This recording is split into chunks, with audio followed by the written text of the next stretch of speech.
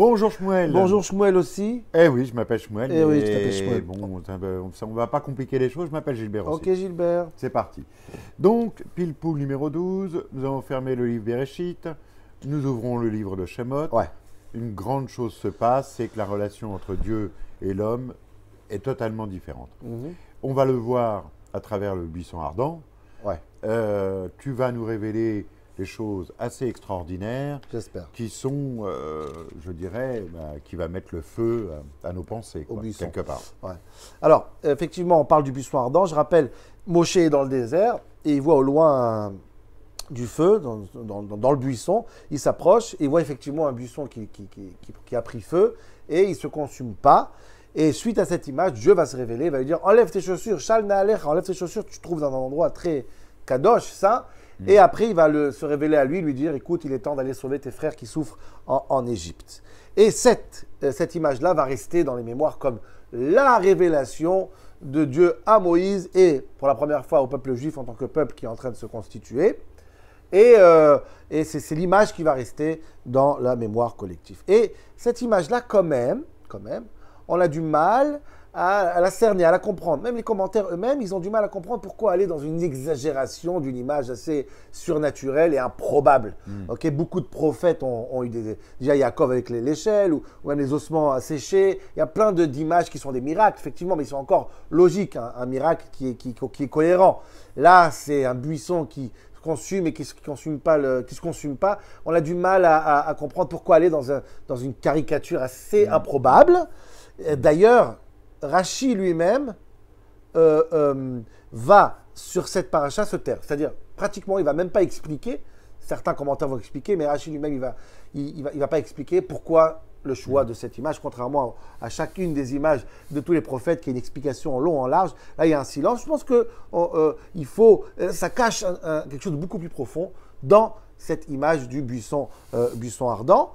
Et après que Moshe enlève ses chaussures, donc, va avoir cette relation entre Moshe et Dieu. Et là, j'ai envie de te dire, Gilbert, je pense que c'est la révélation la plus ratée de la Bible. On peut donner cette médaille parce que, si tu vois Moshe, comment il parle à Dieu, après qu'il est supposé être, comme les autres prophètes, complètement dans une crainte et dans une émotion suite à cette révélation, là, Moshe va avoir une discussion, une négociation avec Dieu à l'israélienne. Une semaine, nos sages, ils disent. Une semaine, il va parler, Dieu, dans la Torah, Dieu va lui dire, écoute, vas-y, va sauver tes frères. Il va dire, mais Anochi, qui suis-je? Dieu va l'expliquer, il va dire, mais qui tu es toi? C'est la naissance de la chutzpah. Exactement. Dieu dit, bon, moi, je suis ce que je suis. Il dit, mais attends, mais on ne va pas me croire. On va te croire, t'inquiète pas. Mais je ne sais pas parler. Je vais t'aider. Mais envoie mon frère. Et tu parles avec Dieu. Tu es supposé être sous le charme, sous l'émotion.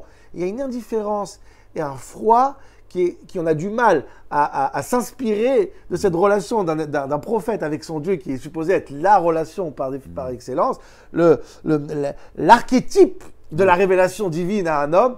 Et non, on tombe sur un truc très décevant, très froid. Je ne sais même pas si on a l'impression que c'est même pas qu'il parle avec Dieu maintenant. Okay, donc toute cette image-là que je raconte maintenant, elle nous fait dire qu'en vérité, il y a un message beaucoup plus profond qu'on croit, et il y a un cours ici, une conférence qui va nous expliquer comment on exerce une relation, d'après le Sne Boer, d'après cette buisson ardent, comment une relation entre le peuple juif et Akadosh Baruch Hu. Et en fait, l'idée c'est quoi? On apprend dans la Kabbalah, dans le Chassidut, que Dieu il a créé ce monde pour un seul but, c'est d'y habiter. Il voulait créer ce qu'on appelle Dira Batartonim, un appartement, une résidence ici en bas dans ce monde-là. Et quand quelqu'un va habiter dans un appartement, dans une résidence, il faut que l'appartement soit accueillant. Donc il faut que toutes les chambres soient bien faites, il faut qu'ils éclairent, il y a de la lumière, on puisse bien habiter. Et en fait, quand Dieu a voulu créer ce monde, il a voulu exister et habiter dans ce monde. On appelle ça le Tikkun Olam, un monde réparé. C'est un monde où Dieu il habite partout. Toutes les pièces sont éclairées. Toutes les pièces sont habitées. Plus les pièces sont habitées, plus Dieu il existe. Moins les pièces sont habitées, moins Dieu il existe ici. Et c'était le but de la création. Et si je parle du grand monde, parlons de l'être humain. Toutes les pièces de l'être humain doivent être habitées aussi par l'existence de Dieu, éclairées par sa présence. Donc, c'est-à-dire qu'en fait, si je comprends ton raisonnement et que ce que tu explères, c'est-à-dire que le monde est une maison, que l'homme est une petite maison. On va Petite dire. maison, exactement. C'est pour ça qu'en fait, Bereshit commence par la lettre Beth, qui Baït, correspond, bravo, Baït, et qui exactement, correspond exactement. exactement à la maison. Alors, quelles sont les pièces de la maison qui s'appelle maison homme? C'est son intellect qui doit briller, qui doit être habité. Ses sentiments, tout ce qui permet à Dieu d'habiter dans l'être humain, c'est encore une chambre qui est éclairée dans le corps humain pour Dieu. Moins il y a des chambres éclairées, moins Dieu il existe. Si tu ne veux pas réfléchir, tu ne veux pas sentir. Tu veux juste avoir une foi qui est d'une certitude complète, sans intérêt, sans comprendre, sans sentir. Ça, à la rigueur, c'est exactement le contraire du tikkun olam. Il manque, si toutes tes pièces sont éteintes. Si pas toutes les pièces de ton corps sont convaincues et habitées par cette lumière, alors il y a tout, mais pas tikkun olam, il n'y a pas de foi. Contrairement à ce qu'on croit, croire en Dieu, ça veut dire pas réfléchir, pas comprendre, pas sentir, juste savoir qu'il existe. Dieu, il dit, je veux habiter en bas. Accueille-moi partout. Je veux que tu réfléchisses, je veux que tu doutes. Chaque doute, en fait, il permet à Dieu d'éclairer encore une phase de ton corps. Chaque question, c'est encore un endroit dans ton corps qui est habité et éclairé. Toutes ces choses-là font en sorte que Dieu, il habite un maximum à l'intérieur de toi. Le buisson ardent, Gilbert, ce buisson qui est le corps humain, qui est le juif, qui est l'être humain.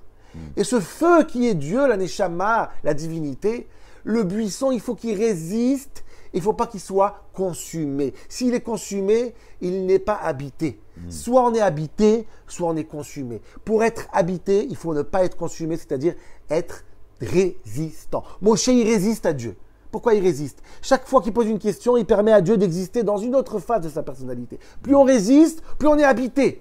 7 jours, c'est ça la vraie mouna, c'est quoi? C'est la remise en question, c'est le doute, c'est essayer de comprendre, c'est essayer de... Et cette lutte-là, elle dure depuis la première seconde de ta vie. Parce qu'à la dernière seconde de ta vie, tant que tu existes, tu te poses des questions, tu comprends, tu essayes de ressentir. Ça, c'est exactement le travail du juif vis-à-vis d'Akadosh Baruch Hu. Et le contraire de ça, c'est quoi? C'est la certitude. Et je vais aller plus loin, Gilbert. Le contraire de ça, c'est quoi? C'est le miracle. Le miracle, il est tellement mal perçu. Puisque le miracle, dans la Bible, c'est le plus grand destructeur de foi.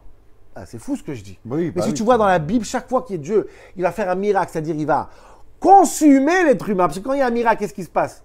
On ne réfléchit plus, on ne pense plus, on ne ressent plus, on est complètement éliminé par l'ampleur du miracle. Qu'est-ce qui va se passer après le miracle? On va fauter. Je prends quelques exemples. Déjà, les plaies en Égypte, Dieu ramène des miracles. Il va faire des miracles dans l'Égypte, il va faire le sang. Qu'est-ce qui va se passer? Déjà, à Makat Rocher, déjà l'avant-dernière plaie, les Juifs vont déjà se rebeller et dire non, on reste en Égypte. On n'est même pas convaincus. C'est incroyable quand même. Incroyable. Dieu, il va ouvrir la mer, il y aura le veau d'or. Même Yitro, le beau-père de Moshe, qui va être impressionné par les miracles. Il va décider de tout lâcher, tous les idoles. Il était prêtre. Il va tout lâcher parce qu'il est attiré par le miracle.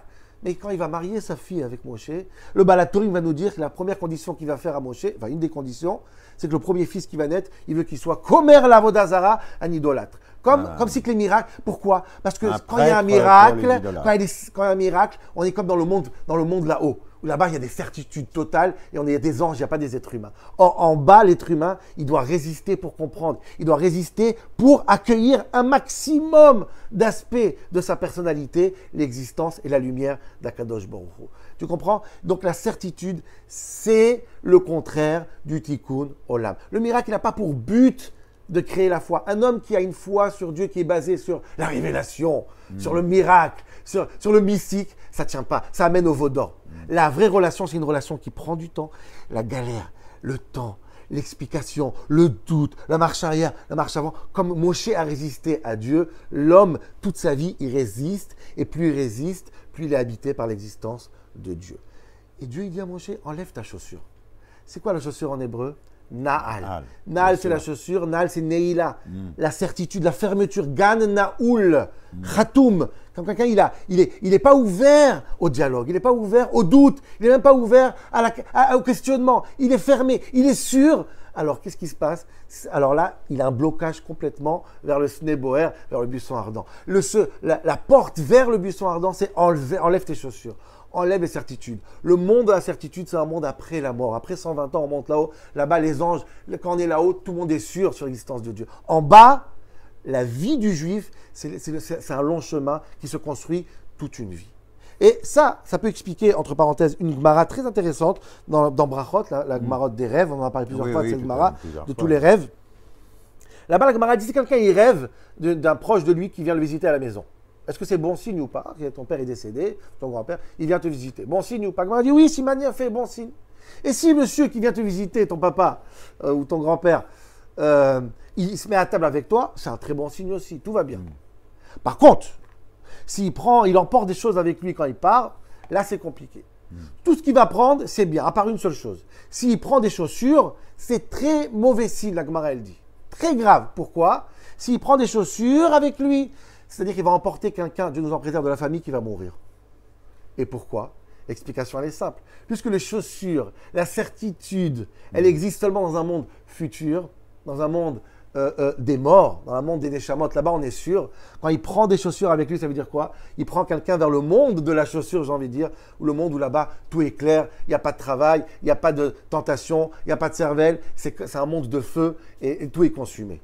Le monde d'en bas, ce n'est pas le monde de la chaussure. D'ailleurs, c'est pour ça que quand Dieu nous en préserve, quelqu'un il décède, on déchire la chaussure, on la détruit, on ne la prend pas. Le monde où tout est sûr, c'est un autre monde. Dans ce monde-là, tant qu'on existe, il y a un seul but. Il y a une seule lutte, c'est la lutte de Moshe avec sa foi, et la lutte du peuple juif avec sa foi, jusqu'à la dernière seconde, essayer un maximum de faire habiter Dieu dans toutes les parcelles de notre vie entière. Donc moi, si j'ai juste envie de dire quelque part, quand on allait au temple à Jérusalem, on n'avait pas de chaussures, on devait enlever les chaussures. Exact, de là on apprend ça, exactement. Évidemment, donc ça veut dire que quelque part on devait se retrouver. Encore une fois, exactement. Dans un endroit où c'est un endroit où Dieu il existe en plein de révélations, il faut toujours prendre le temps de.